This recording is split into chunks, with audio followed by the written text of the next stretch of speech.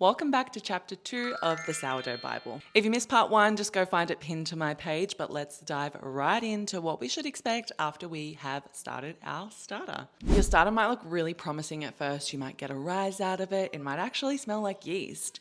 But you can expect it to smell like Parmesan cheese by about day 3 and it will stop rising. You might think you've failed and quit here, but push through.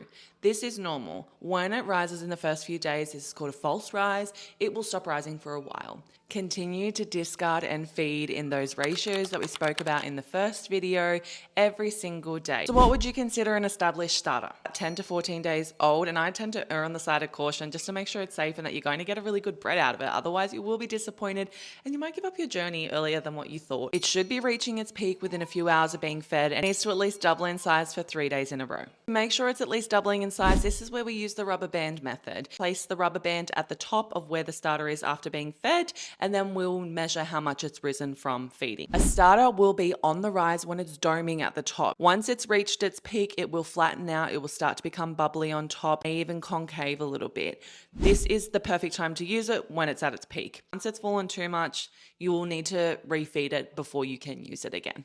The time a starter takes to reach its peak will not only depend on how healthy it is, but also how much you're feeding it. If you want to make bread and you need 100 grams of starter for your recipe, then just stick to the 50 ratio. Do 50 grams of starter, 50 grams of water, 50 grams of flour.